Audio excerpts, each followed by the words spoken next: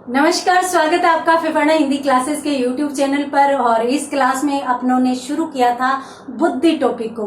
तो बुद्धि टॉपिक में भी अर्थ, परिभाषा एवं विशेषताएं पढ़ने के बाद अपन पढ़ रहे थे बुद्धि के विभिन्न महत्वपूर्ण सिद्धांतों को।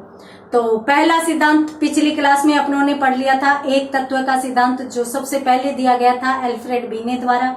उसके बाद दूसरा सिद्धांत भी अपनों ने देख लिया था, स्पीयरमैन द्वारा दिया गया था, जिसे दो कारक का सिद्धांत या द्वितत्व का सिद्धांत भी कहा जाता है। तो चलिए बढ़ते हैं आगे, और इस क्लास में आगे अपन देखते हैं कौन सा सिद्धांत महत्वपूर्ण कहा जा सकता है। सबसे पहले तो अपन दो तत्वों के बाद त्रितत्व या त्रिकारक सिद्धांत की बात करेंगे। अब चलिए देखते हैं कि ये सिद्धांत किसके द्वारा दिया गया, या इस सिद्धांत की महत्वपूर्ण विशेषताएं कौन सी हो सकती है। इसको अपन कह सकते हैं त्रितत्व का सिद्धांत या त्रितत्व सिद्धांत। देखिए, त्रितत्व या त्रिकारक का सिद्धांत किसके द्वारा दिया गया। अपनों ने इससे पहले द्वितत्व का सिद्धांत पढ़ा था, द्वितत्व का सिद्धांत। ये जो द्वितत्व का सिद्धांत है, इसमें स्पीयरमैन इसके प्रवर्तक थे, और स्पीयरमैन ने दो तत्व बताए। कौन कौन से दो तत्व बताए? इन्होंने बताया कि भाई एक तो जी होता है फैक्टर, और एक एस होता है। यानी ये तो व्यक्ति में सामान्य लक्षण होते हैं, सामान्य कार्य करने में वह सामान्य बुद्धि का प्रयोग लाता है। कुछ विशिष्ट कार्य होते हैं जिनमें वह विशिष्ट बुद्धि का प्रयोग करते हुए चलता है। देखिए, सामान्य जो बुद्धि है वो अपरिवर्तनशील होती है, अपरिवर्तनशील होती है। क्यों होती है? क्योंकि सामान्य योग्यताएं हमारे अंदर जन्मजात होती हैं, हमें जन्म से मिलती है, और उसी प्रकार के कार्य हम करते हैं। कुछ विशिष्ट योग्यताएं होती है जिनमें व्यक्ति का व्यवहार परिवर्तनशील होता है, परिवर्तनशील होता है। और परिवर्तनशील क्यों होता है? क्योंकि उनको अपन अर्जित करते हैं। देखिए, बुद्धि की विशेषताओं में भी मैंने आपको बताया था कि भी बुद्धि का विकास है वो कब हो जाता है? किशोरावस्था के अंत तक। और किशोरावस्था के अंत तक जो अपन मानसिक योग्यताएं प्राप्त करते हैं वो सामान्य योग्यताएं होती है। जैसे मान लीजिए कि किशोरावस्था का बालक एक पुस्तक पढ़ना सीख जाता है, ठीक है। वह जो है वो नहाना धोना, अपना खुद का काम करना सीख जाता है। जैसे ही वह किशोरावस्था को पार करता है और उसकी बुद्धि जो विकसित होने लगती है, पहले तो सिर्फ और सिर्फ मानसिक प्रक्रिया चल रही थी जिसमें व्यक्ति का कुछ भी नहीं था, जो नेचुरल तरीके से या प्राकृतिक तरीके से बुद्धि का विकास हो रहा था। बुद्धि 100% विकसित हुई, अब उसने प्रयोग करने शुरू कर दिए, ठीक है। अब वह व्यक्ति प्रयोग कर रहा है, यानी विभिन्न जगहों से विभिन्न अनुभवों को अर्जित कर रहा है। किसके आधार पर? बुद्धि के आधार पर। अब उसमें वह उस समय जब वह अपने काम में विशिष्टता लेकर आएगा तो वो कौन सी हो जाती है? वो कौन सी हो जाती है? विशिष्ट बुद्धि हो जाती है, या विशिष्ट कारक हो जाता है। अर्थात यहां भी व्यक्ति भाषा बोलना और लिखना सीख जाता है। तो यहां पर ये चीज तो होती ही होती है, परंतु यहां पर आकर बालक है वो अपनी भाषा में नवीन शब्दों का प्रयोग कर देता है। जैसे किसी भी बालक अन्य बालक से मिला, उसको उसके शब्द बहुत अच्छे लगे, तो उसने अन्य जगहों पर जाकर उसी प्रकार के शब्दों को प्रयोग करना सीख लिया। जैसे एक बालिका है, अपन सामान्यतः इस प्रकार से बोलते हैं कि एक व्यक्ति को ऐसे काम करना चाहिए, एक मनुष्य को ऐसे काम करना चाहिए, एक इंसान को ऐसे काम करना चाहिए। अब एक लड़की इसी प्रकार के शब्दों का प्रयोग करती थी। अब वह कहीं बाहर गई तो किसी एक व्यक्ति ने उसके सामने शब्द प्रयोग किया कि एक शख्स ऐसा कर सकता है, और जैसे ही उसने शब्द काम में लिया, वहीं पर उस लड़की को वह शब्द बहुत पसंद आया और उसने भी व्यक्ति, इंसान, मनुष्य के लिए कौन सा शब्द प्रयोग करना शुरू कर दिया? शख्स। कि हर एक शख्स को ऐसे करना चाहिए, हर एक पर्सन को ऐसे करना चाहिए। तो वो पर्सन, व्यक्ति विशेष के लिए शख्स शब्द काम में ले रही है। अब ये शख्स शब्द क्या हो जाएगा? ये विशिष्ट हो जाएगा, विशिष्ट हो जाएगा। हम इसमें किस तत्व के आधार पर कार्य करते हैं? रुचि के आधार पर। यानी कुछ लोग ऐसे होते हैं जिनकी भाषा सीखने में रुचि होती है, नए नए शब्दों को प्रयोग में लाना उन्हें अच्छा लगता है, सामने वाले को प्रभावित करना उन्हें अच्छा लगता है, क्योंकि भाषा हमारे पास एक ऐसा महत्वपूर्ण हथियार होता है जिसके बलबूते हम दूसरे को अपनी ओर आकर्षित कर सकते हैं। तो कुछ लोग होते हैं तो वो इस प्रकार के शब्द सीखते हैं। और जैसे आप कॉल सेंटर में बात कर देख लीजिए, कॉल सेंटर में जो जेंट्स लोग काम करेंगे, जो लेडीज काम करेंगी, उन सब की भाषा अलग होगी। तो वो क्या करते हैं? वो उसी का अर्जन करते हैं। तो वो चीज क्या होगी? परिवर्तनशील होगी। आज उसके पास व्यक्ति की जगह शख्स आया है, कल हो सकता है उसके पास और कोई शब्द आ जाए। तो इसलिए ये परिवर्तनशील होती है। अब यहाँ पर कुछ लोग ऐसे होते हैं जिनमें ये चीज भी होती है और ये चीज भी होती है, दोनों होती है। लगभग लोग होते हैं ऐसे, सामान्य व्यवहार भी करते हैं, विशिष्ट व्यवहार भी करते हैं। जैसे हम खुद देख लीजिए, घर में अपन बिल्कुल नॉर्मल तरीके से रहते हैं, परंतु और नॉर्मल शब्द प्रयोग में लाते हैं, नॉर्मल भाषा प्रयोग में लाते हैं, परंतु जैसे ही हमारे पास कोई बाहर से आता है हमारी शब्दावली चेंज हो जाती है। तो उस प्रकार से हम दोनों प्रकार का व्यवहार करते हैं, जबकि ये तो दोनों अलग अलग फैक्ट हो गए। तब इन्होंने स्पीयरमैन ने ही एक अलग से एक तत्व और बताया और उसे क्या नाम दिया? सामूहिक कारक नाम दिया। सामूहिक कारक। और सामूहिक कारक का मतलब क्या हुआ कि भाई एक व्यक्ति में जरूरी नहीं कि यही हो। कुछ लोग होते हैं जिनमें ये होता है, कुछ लोग ये होते हैं जिनमें ये होता है, परंतु कुछ लोग ऐसे भी होते हैं जिनमें ये दोनों समूह के रूप में भी पाए जाते हैं। तो स्पीयरमैन ने जब आगे अपने सिद्धांत में और प्रयोग किए, जब बुद्धि के संबंध में और अधिक अध्ययन किया, विश्लेषण किया, तब उन्होंने पाया कि भाई सभी व्यक्तियों को अपन इन्हीं दो भागों में नहीं बांट सकते। कुछ लोग ऐसे भी होते हैं जो इन दोनों प्रकार की योग्यताओं को लिए हुए होते हैं, तो उन्हें अपन समूह कारकों में लेकर जाएंगे। तो अब आप समझ चुके होंगे कि ये जो त्रितत्व सिद्धांत है वो भी किसका दिया गया है? किसका दिया हुआ है? स्पीयरमैन का दिया हुआ है। और स्पीयरमैन ने इस सिद्धांत के तहत कितने तत्व बताए? 3 तत्व बताए। अब 3 तत्व कौन कौन से बताए, चलिए देख लेते हैं। वैसे तो मैंने आपको बता ही दिया। तो देखिए आगे क्या हुआ। प्रवर्तक की बात करें तो इस सिद्धांत के प्रवर्तक है स्पीयरमैन।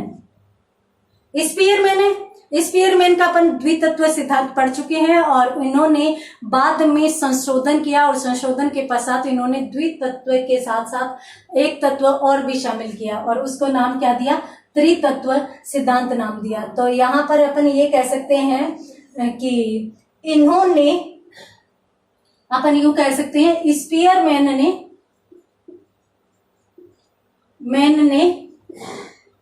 बुद्धि के प्रमुख 2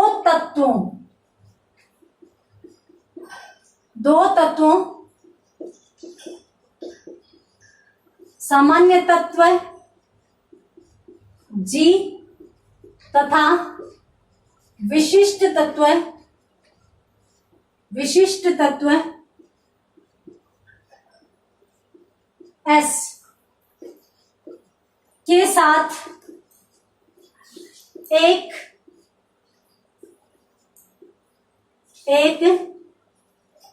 सामूहिक तत्व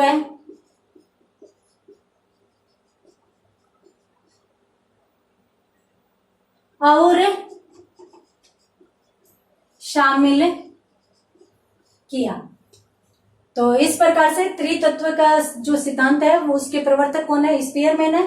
स्पीयरमैन ने बुद्धि के दो तत्व तो द्वितत्व में बताए थे, बाद में इन्होंने संशोधन किया और संशोधन करते हुए इन्होंने एक तत्व और जोड़ दिया। तो जल्दी से स्क्रीनशॉट लीजिए, उसके बाद अपन बात करते हैं आगे। तो इसे अपन ये कह सकते हैं, इसके संबंध में ये कह सकते हैं कि जब अपनों ने द्वितत्व सिद्धांत की बात की तो उसे द्विकारक सिद्धांत व द्विखंड सिद्धांत भी कहा जाता है। तो अपन यहां पर यूं कह सकते हैं कि इस सिद्धांत को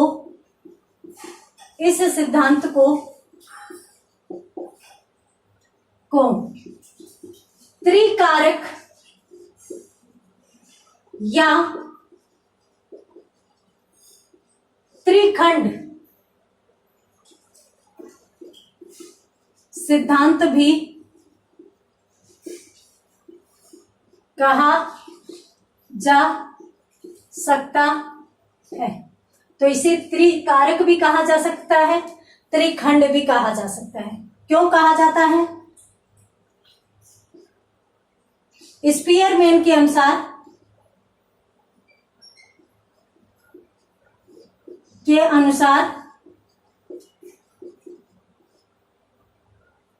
बुद्धि के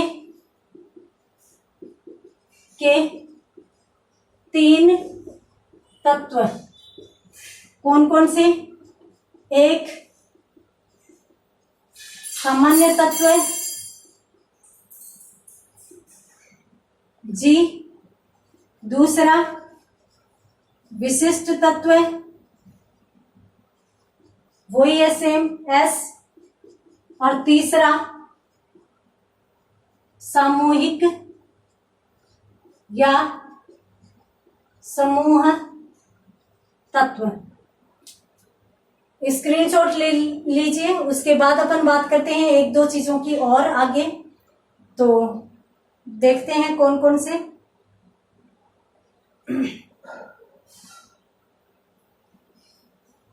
देखिए,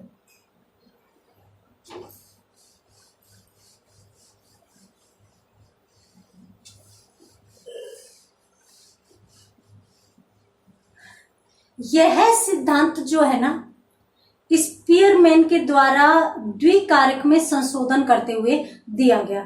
तो ये चीज भी आप ध्यान रखेंगे। तो यह सिद्धांत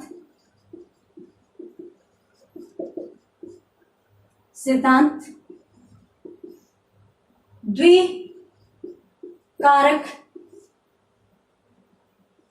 सिद्धांत में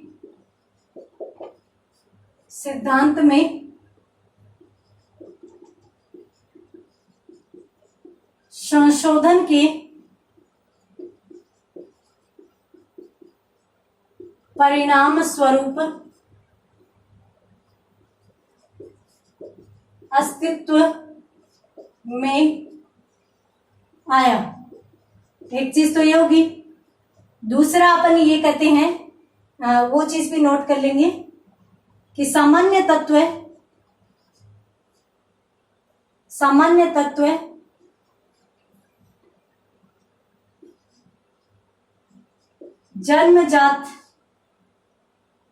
जन्मजात एवं स्थायी हो सकते हैं, जबकि विशिष्ट तत्व कैसे होते हैं? अर्जित एवं परिवर्तनशील होते हैं।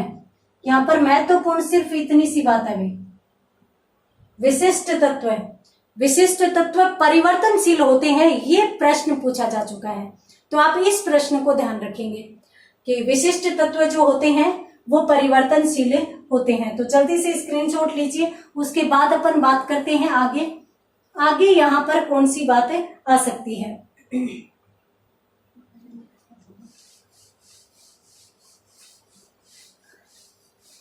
इसका उदाहरण क्या कहा जा सकता है? प्रक्रिया देख लेते हैं। उदाहरण देख लेते हैं ताकि कहीं भी कंफ्यूजन ना हो, चीजें क्लियर हो जाए। तो यहां पर अपन ये कह सकते हैं कि इस सिद्धांत के अनुसार है वो एक व्यक्ति में सामान्य व विशिष्ट कारक दोनों प्रकार की योग्यताएं हो सकती हैं, तो वहां पर उसे समूह कारक के नाम से जाना जाएगा। तो पूरा लिख लेते हैं। एक व्यक्ति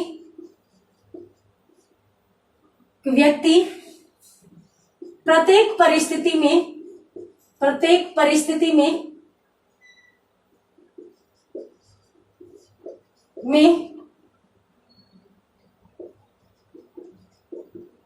सामान्य व्यवहार करता है, जबकि वह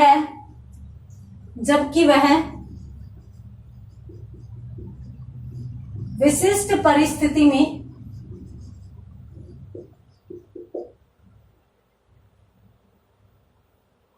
नहीं, ये नहीं लिखेंगे। जबकि एक व्यक्ति विशिष्ट परिस्थिति में विशिष्ट व्यवहार या विशिष्ट परिस्थिति नहीं करेंगे। जबकि एक व्यक्ति विशिष्ट व्यवहार करता है, जबकि एक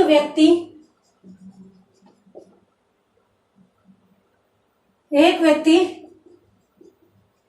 सामान्य के साथ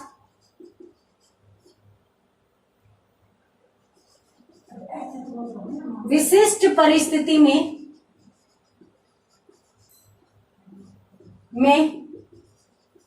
विशिष्ट व्यवहार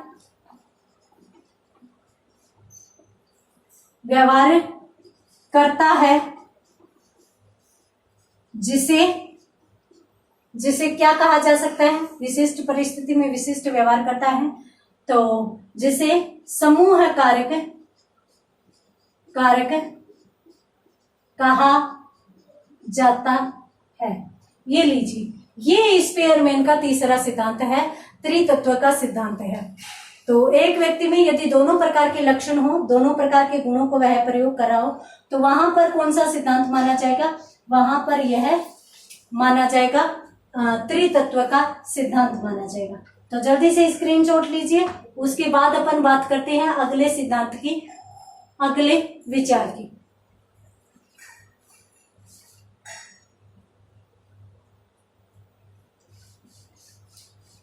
यहां पर अपनों ने 3 सिद्धांत पूरे कर लिए हैं, एल्फ्रेड वीने का और दोनों स्पीयरमैन के।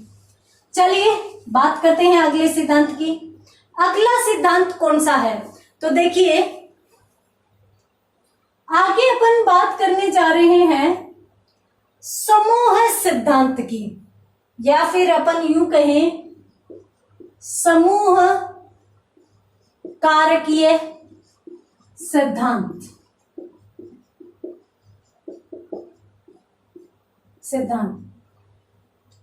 एक बार थोड़ा सा पीछे वाली चीज को रिकॉल कीजिए। बुद्धि के सभी सिद्धांतों को 2 भागों में बांटकर पढ़ा जा सकता है ना? कारकीय सिद्धांत भी है और प्रक्रिया प्रधान भी है। अब तक अपनों ने बीने का देखा 1 कारक, स्पीयरमैन का 2 कारक, स्पीयरमैन का 3 कारक, और अब ये समूह कारक यानी बहुत सारे कारक। सारे के सारे सिद्धांत किस में जा रहे हैं? कारकीय सिद्धांतों में जा रहे हैं। ठीक है, देखिए समूह कारकीय जो सिद्धांत है, इसके प्रवर्तक कौन थे? इसके प्रवर्तक थे लुईस थर्स्टन। और यहां पर मैं आपको बता देती हूं कि थर्स्टन का पूरा नाम है लुईस थर्स्टन है, और थर्स्टन एक बहुत ही महत्वपूर्ण मनोवैज्ञानिक माने जाते हैं। समूह कारक सिद्धांत है क्या? इसके अंतर्गत कौन कौन सी चीजें आएगी? थर्स्टन के अनुसार, जैसा कि नाम से स्पष्ट है, जो हमारी बुद्धि होती है उसमें एक दो या तीन योग्यताएं नहीं होती, उसमें अनेक प्रकार की योग्यताएं होती है, अनेक प्रकार की योग्यताएं होती है। अब अनेक प्रकार की योग्यताएं होने के कारण ही, अनेक योग्यताएं होने के कारण ही, उनका समूह है होने के कारण, योग्यताओं का समूह होने के कारण ही इस सिद्धांत को क्या नाम दिया गया? समूह कारक सिद्धांत नाम दिया गया। इन्होंने जब आगे विश्लेषण किया तब इन्होंने विचार किया कि भी जो अनेक कारक है उनमें कौन कौन से और कितने कारक महत्वपूर्ण रूप से शामिल किए जा सकते हैं। तब इन्होंने अध्ययन करते हुए और उन्होंने लगभग 7 प्रकार की प्राथमिक योग्यताएं व्यक्तियों में बताई है कि किसी में किसी भी प्रकार की योग्यता होती है, किसी में किसी प्रकार की योग्यता होती है। तो उन प्राथमिक योग्यताओं को इन्होंने कुल 7 भागों में बांटते हुए बताया है। तो कौन कौन सी है इसके संदर्भ में यदि अपन देखें तो देखिए यहां पर इन्होंने कहा इस सिद्धांत के अनुसार, इस सिद्धांत के अनुसार बुद्धि कुल 7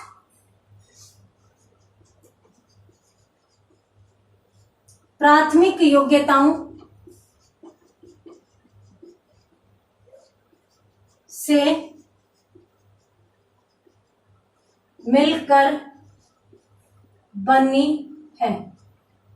और जो 7 प्राथमिक योग्यताएं हैं, कुल 7 प्राथमिक योग्यताओं से मिलकर बुद्धि बनती है। कौन कौन सी है? सबसे पहले आप इसका स्क्रीनशॉट लीजिए, उसके बाद बात करते हैं अपन प्रत्येक कारक की कि कौन कौन से कारक इसमें हो सकते हैं। देखिए इसमें अपन देख सकते हैं थर्स्टन के अनुसार कितनी प्राथमिक योग्यताएं? 7। सभी की सभी योग्यताएं भिन्न प्रकार की हैं, अद्वितीय है। अद्वितीय का मतलब उनके जैसा कोई नहीं है। उनके जैसा कोई नहीं का मतलब है कि एक जो योग्यता है वो अलग प्रकार की है, दूसरी योग्यता अलग प्रकार की है। तो इन्होंने यूं कहा है कि प्रत्येक प्राथमिक योग्यता भिन्न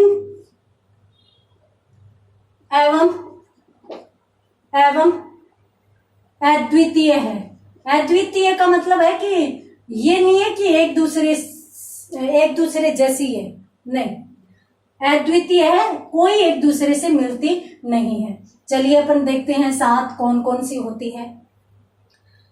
जो सबसे पहली इन्होंने योग्यता बताई है, हालांकि ऐसा कोई क्रम नहीं है, आप ऐसे मत समझिए कि इनको 7 को एक क्रम से याद करना है, कोई जरूरत नहीं है। आप बस ध्यान में रख लीजिए कि 7 है कौन कौन सी। सबसे पहली यदि अपन बात करें तो सबसे पहली जो क्षमता है वो है आंकिक क्षमता।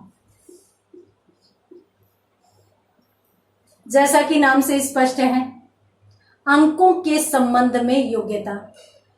कुछ व्यक्ति ऐसे होते हैं जो अंकों के संबंध में बड़ी योग्यता रखते हैं, खड़े खड़े बड़े से बड़ा हिसाब कर देते हैं, खड़े खड़े बड़ी से बड़ी चीजों की संख्या का बता सकते हैं। कुछ लोग तो ऐसे होते हैं कि अंदाजे से अब भीड़ की संख्या का अनुमान लगा लेते हैं और लगभग अनुमान उनका सही जाता है। तो इस प्रकार की योग्यताओं वाले लोगों को आंकिक क्षमता में शामिल किया जाता है। यानी ये भी बुद्धि का ही एक प्रकार है जिसमें अंक गणित से संबंधित योग्यता शामिल की जाती है। और वो व्यक्ति, अनपढ़ व्यक्ति भी होते हैं, अनपढ़ लोग हैं, उनकी भी अंकों से संबंधित योग्यता होती है। वो जो अपने अनाज वगैरह किसान हैं तो उनका हिसाब बहुत जल्दी कर लेते हैं, बहुत अच्छे से कर लेते हैं। दूध वगैरह का हिसाब है घर में, बहुत जल्दी कर लेते हैं हाथ पर। आजकल तो समय ऐसा आ गया है कि नई जो युवा पीढ़ी है वो तो अगर 2x2 भी देखना हो तो कैलकुलेटर निकालती है। तो इसलिए पहले कैलकुलेटर होते नहीं थे, तो पहले इसी प्रकार की योग्यता होती होगी। देखिए, कुछ लोग ऐसे होते हैं जिनको बहुत सारे मोबाइल नंबर याद होते हैं, उनमें अंकों की क्षमता होती है या आंकिक क्षमता की बुद्धि उनमें होती है। वो बहुत सारे फोन नंबर याद कर लेते हैं और आसानी से याद कर लेते हैं, उनको याद रह जाते हैं। क्यों? क्योंकि उनकी क्षमता ऐसी है। जबकि कुछ लोग ऐसे होते हैं जिनको 1-2 फोन नंबर ही याद नहीं होते। और वर्तमान में तो अगर आंकिक क्षमता देखनी है तो सिर्फ और सिर्फ सब्जेक्ट में जाकर देख लीजिए। मैथ्स में बच्चे से कुछ भी करवाइए, क्वेश्चंस करवा लीजिए, तभी पता चलेगा। क्यों? क्योंकि फोन नंबर तो कोई याद रखता ही नहीं है। यदि आपको भी किसी को ऐसे हो कि 5 फोन नंबर याद हो, तो आप कमेंट बॉक्स में लिखिए कि मुझे याद है, तो आप को मैं मान सकती हूँ कि आप में आंकिक क्षमता है। जबकि मैं यूं मानती हूँ आजकल लगभग बच्चे ऐसे मिलेंगे जिनमें से किसी को भी 5 फोन नंबर याद नहीं होंगे। ठीक है, तो आप कमेंट बॉक्स में लिखकर बताइए ताकि मैं देखूं कि कौन इतना मोबाइल पर डिपेंड है कि उसको फोन नंबर याद नहीं है। कुछ तो ऐसे भी होते हैं जैसे खुद का फोन नंबर याद नहीं, कि अपने फोन नंबर बताओ, नंबर तो याद नहीं है, अपने नंबर बताओ, मैं घंटी कर देता हूँ, आपके पास मेरे आ जाएंगे। तो ये काम भी चलता है। चलिए, आंकिक क्षमता कौन सी होती है? अंकों को समझने की क्षमता। ये भी क्या है? बुद्धि का ही एक प्रकार है। कुछ लोगों में आंकिक क्षमता होती है, अंक गणित से संबंधित योग्यता रखते हैं। जैसे अंक गणित में जिसकी रुचि है, जो बहुत अच्छे मार्क्स लाता है, तो उसमें कौन सी क्षमता पाई जाएगी? आंकिक क्षमता पाई जाएगी। तो जल्दी से स्क्रीनशॉट लीजिए इसका। उसके बाद अपन जो 6 योग्यताएं और बच गई है उनको भी अपन देख लेते हैं। देखिए,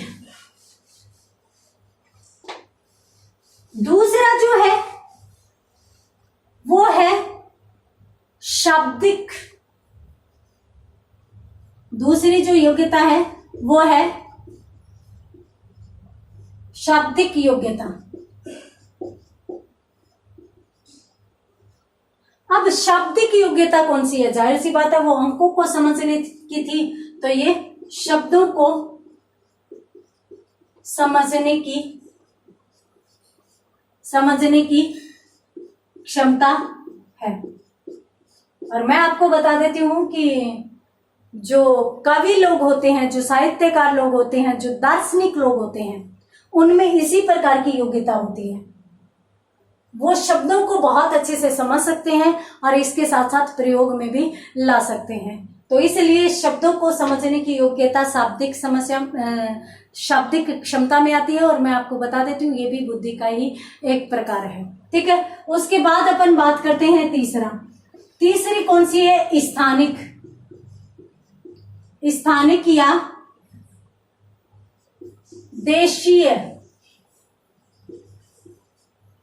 देशीय योग्यता। अब पहले वाली तो नाम से स्पष्ट थी, ठीक है। अब ये क्या है? स्थानिक। इसमें कल्पना शक्ति आती है, कल्पना करने की क्षमता। यदि कोई व्यक्ति ऐसा है जो कल्पना शक्ति प्रधान है, कल्पना बहुत अच्छी कर लेता है, ये भी साहित्यकारों में गुण पाया जाता है, वो कल्पना करके। अब देखिए, हिंदी साहित्य की यदि अपन बात करें तो एक कवि कहे जाते हैं सूरदास जी। कहते हैं कि सूरदास जी को दिखाई नहीं देता था, फिर भी उन्होंने इतनी सुंदर सुंदर कविता नहीं, काव्य ग्रंथ लिखे हैं। सूरसागर उनका बहुत ही महत्वपूर्ण, और सूरसागर में गोपियों का और जो गोकुल का चित्रण उन्होंने किया है, इतना सुंदर चित्रण किया है। किसके आधार पर किया होगा? कल्पना शक्ति के आधार पर। तो कुछ लोगों में कल्पना शक्ति बहुत ही अच्छी होती है, जिसके बल पर ही वो कविता रचना करते हैं, जिसके आधार पर सोच पाते हैं। एक वैज्ञानिक होता है, मान लीजिए आज जहाज उड़ रहे हैं, तो किसी ने इस प्रकार की कल्पनाएं की होगी, कि जिस प्रकार से पक्षी उड़ सकते हैं, इस प्रकार से कभी क्या मनुष्य भी उड़ सकता है? मनुष्य में भी जैसे पक्षी के पंख जिस बल पर कार्य करते हैं, उस बल पर कार्य करने वाली किसी ऐसी वस्तु का अपन निर्माण कर सकते हैं जो आकाश में मनुष्य के उड़ने के लिए सहायता कर सके। तो इस प्रकार की कोई कल्पना शक्ति ही होगी, और कल्पना शक्ति के आधार पर ही इस प्रकार के जो वैज्ञानिक प्रयोग किए गए होंगे और इस प्रकार की जो तकनीकी है वो हमारे सामने आई होगी। तो इस प्रकार से कल्पना करने की क्षमता भी हो सकती है। जल्दी से स्क्रीनशॉट लीजिए, उसके बाद अपन बातें करते हैं आगे। आगे कौन सा हो सकता है? देखिए,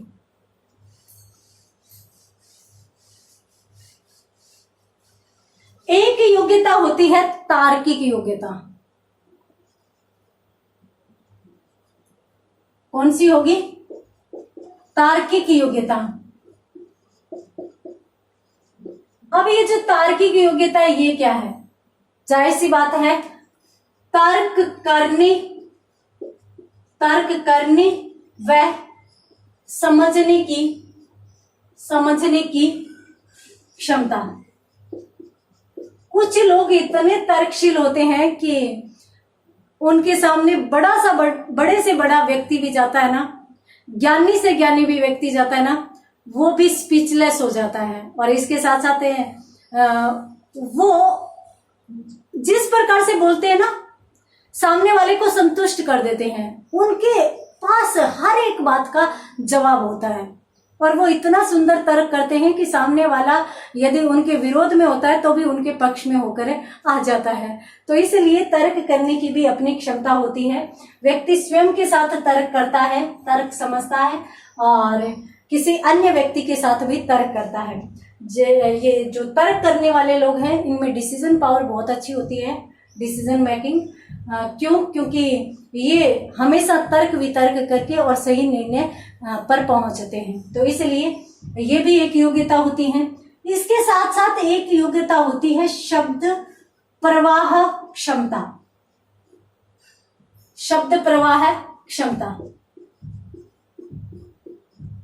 देखिए, हिंदी में 2 शब्द आते हैं। आप रीट की एग्जाम की तैयारी कर रहे हो तो आपके पास हिंदी लैंग्वेज भी होगी। हाँ, दूसरी लैंग्वेज में कुछ बच्चे इंग्लिश के होते हैं, कुछ संस्कृत के होते हैं, पर हिंदी लगभग के पास होती है। हिंदी में एक शब्द आता है वाक्पटु और एक आता है वाग्मी। वाक्पटु बोलने में चतुर होता है और वाग्मी भाषण देने में चतुर होता है। यदि कोई बोलने में चालाकी रखता हो, चालाकी की क्षमता रखता हो, या अपन यूं कहें कि कोई व्यक्ति वाक्पटु हो तो उसमें किस प्रकार की योग्यता होगी? शब्द प्रवाह की। शब्द प्रवाह का मतलब है कि जब व्यक्ति बोलने लगता है तो उसके पास अनेक शब्द आते रह जाते हैं। जिस प्रकार से पानी एक प्रवाह में बहता जाता है ना, उसी प्रकार से उनके पास भी शब्दों का प्रवाह आता रहता है। शब्द आते रहते हैं, जाते रहते हैं। तो इसलिए उस योग्यता को, उस क्षमता को शब्द प्रवाह क्षमता कहते हैं। तो इसका भी स्क्रीनशॉट लीजिए, उसके बाद अपन बात करते हैं आगे जो 2 कारक बच जाते हैं उनमें कौन कौन सी होती है, किस प्रकार की योग्यता होती है, तो वो भी अपन देख लेते हैं। एक तो होती है स्मृति योग्यता। स्मृति योग्यता। कुछ लोग ऐसे होते हैं जिनकी स्मृति क्षमता बहुत अच्छी होती है, याददाश्त बहुत अच्छी होती है, स्मरण शक्ति बहुत अच्छी होती है। कैसे? अब देखिए, एक व्यक्ति, कुछ लोग ऐसे देखे जाते हैं कि जिनसे आप मिले और मान लीजिए काफी समय बाद उनसे मिलना हुआ, लगभग 10-12 साल बाद, वो उस समय भी आपको पहचान लेंगे कि मैंने आपको कहीं देखा है, और 2 मिनट में याद करके भी बता देंगे वहां पर अपन उस जगह मिले थे और अपने बीच में ये बातें हुई थी। इतनी अच्छी याददाश्त उनकी होती है। तो उस प्रकार के लोग भी होते हैं, ये भी एक बुद्धि का प्रकार होता है, और इस प्रकार की योग्यता वाले लोग भी होते हैं। तो अपन कह सकते हैं याद रखने की क्षमता। तो याद रखने की क्षमता किसके अंतर्गत आती है? स्मृति योग्यता के अंतर्गत आती है। तो उम्मीद करती हूँ ये चीज आपको समझ में आ गई होगी। उसके बाद अपन बात करते हैं अंतिम, और अंतिम कौन सी? 7वीं, क्योंकि कुल अपनों ने 7 ही चीजें देखी थी। तो प्रत्यक्षात्मक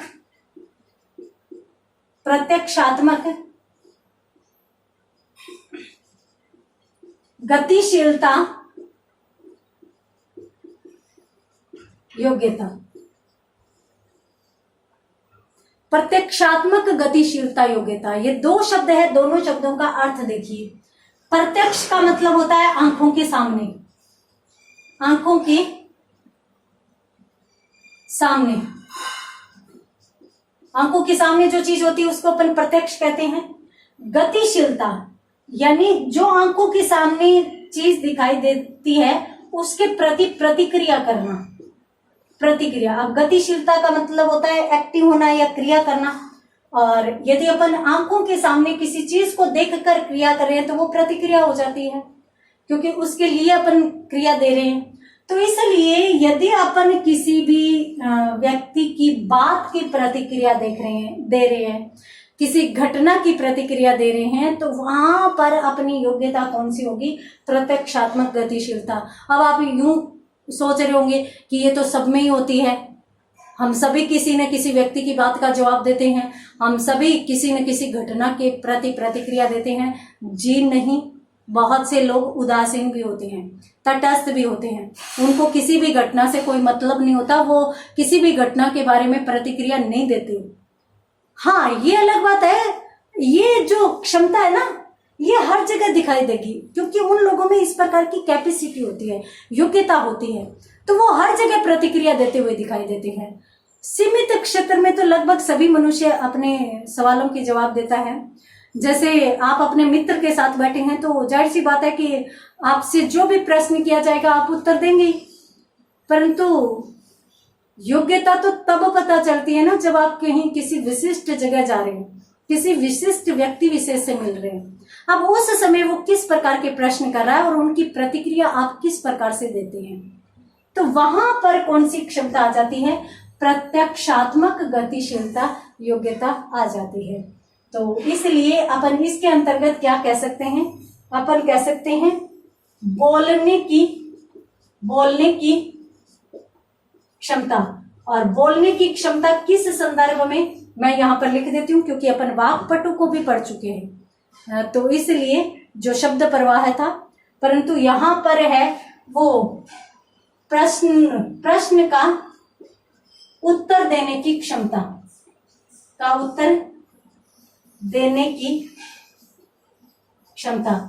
अपन कहते हैं ना कि ये बड़ा हाजिर जवाबी है, उसे अपन क्या कहते हैं? प्रश्नों का उत्तर देने की क्षमता। तो वो भी एक योग्यता है, वो भी एक बुद्धि का प्रकार है जो हर किसी व्यक्ति में नहीं होता, तो उसे अपन क्या कहते हैं? प्रत्यक्षात्मक गतिशीलता योग्यता कहते हैं।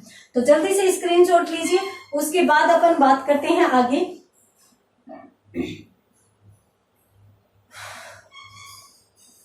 देखिए, अपन किसका सिद्धांत पढ़ रहे हैं? अपन लुईस थर्स्टन का सिद्धांत पढ़ रहे हैं, और कौन सा? समूह कारकीय सिद्धांत का अध्ययन अपन यहाँ पर कर रहे हैं। ये जो समूह कारकीय सिद्धांत है, इसमें इन्होंने कहा है कि भाई 1 या 2 कारक या 3 कारक नहीं होते बुद्धि के अनेक कारक हैं, बुद्धि की अनेक प्राथमिक योग्यताएं हैं जो एक दूसरे से भिन्न है। अब देखिए, एक व्यक्ति जो कल्पना बहुत अच्छी कर सकता है, जरूरी नहीं कि वो व्यक्ति है वो बोलने में भी बड़ा चतुर हो। एक व्यक्ति जो बोलने में चतुर है, जरूरी नहीं है कि वह कल्पना शक्ति बहुत अच्छी करता हो या उसमें कल्पना शक्ति बहुत अच्छी हो। कुछ व्यक्ति ऐसे होते हैं जो बोलने में या अपन यूं कहें कि अंकों से संबंधित योग्यता रखते हैं, तो जरूरी नहीं वो शब्दों से संबंधित भी योग्यता रखते हो। तो इसलिए ये हो सकता है और ये हो सकता नहीं, अपन ये भी कह सकते हैं कि एक व्यक्ति में इन सातों में से एक पावर ऐसी होगी जो बहुत उत्कृष्ट होगी। किसी में आंकिक योग्यता बहुत अधिक होगी बजाय शाब्दिक के, किसी में शाब्दिक योग्यता होगी बजाय अन्य के, किसी में कल्पना शक्ति प्रधान होगी, किसमें कोई व्यक्ति ऐसा होगा जिसमें जो शब्द प्रवाह की क्षमता यानी भाषण देने की क्षमता होगी, तो किसी में प्रश्नों का उत्तर देने की क्षमता होगी। तो इस प्रकार से अलग अलग लोगों में अलग अलग प्रकार की योग्यताएं हो सकती है। अब अपन बात करते हैं भाई इससे संबंधित प्रश्न किस प्रकार से आ सकता है। तो प्रश्न आपको मैं बता देती हूं। प्रश्न यूं पूछा जा सकता है कि एक बालक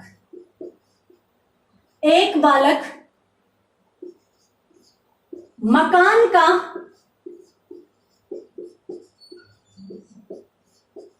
चित्र बना रहा है, मकान का चित्र बना रहा है। लुईस थर्स्टन के अनुसार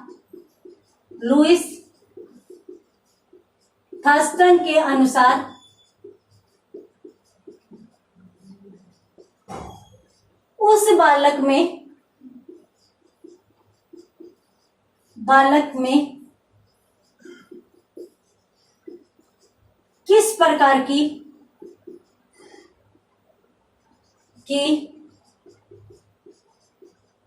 योग्यता है। विकल्प है आपके सामने, शब्द प्रवाह क्षमता, दूसरी प्रत्यक्षात्मक गतिशीलता,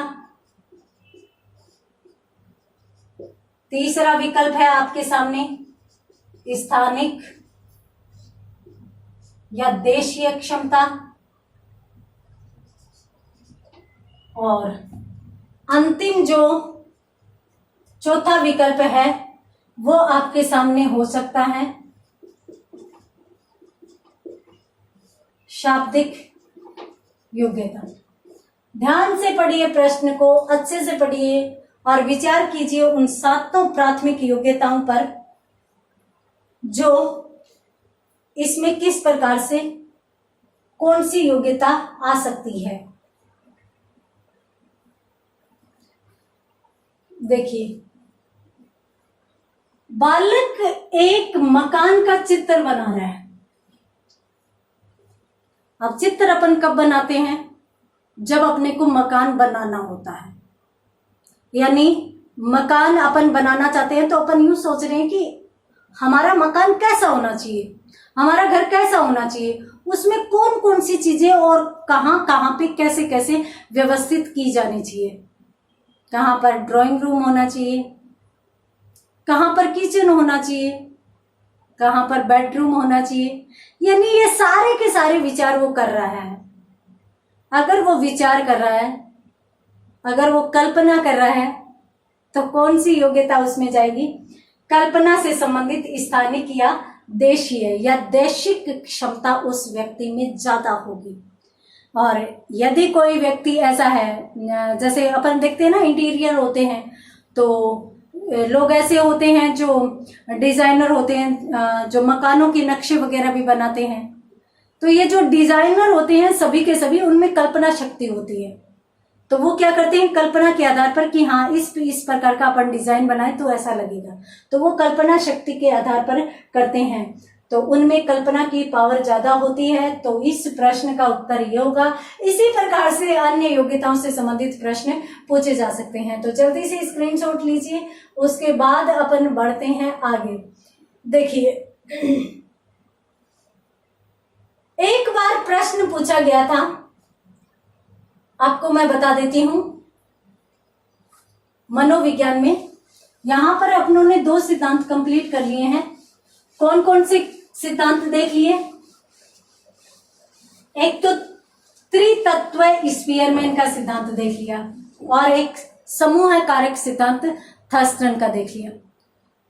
देखिए अपन प्रश्न इस प्रकार से है कि स्पीयरमैन के सिद्धांत के अनुसार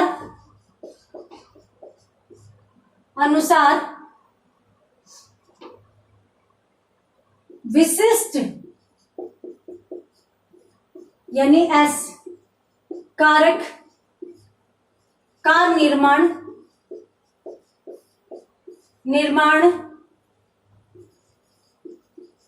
किस आधार पर होता है, किस आधार पर होता है।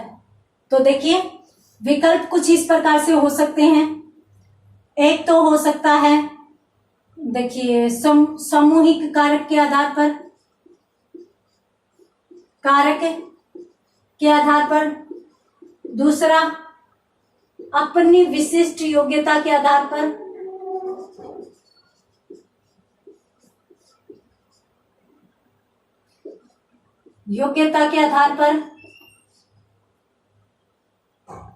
तीसरा सामान्य कारक के आधार पर और चौथा इनमें से कोई नहीं।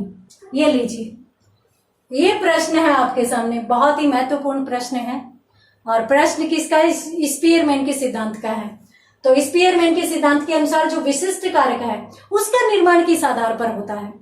व्यक्ति की अपनी कोई विशिष्ट योग्यता होती है या फिर सामान्य कारक के आधार पर ही निर्माण होता है या फिर जो तीसरा कारक सामूहिक कारक मानते हैं अपन उसके आधार पर होता है या इनमें से कोई भी नहीं है।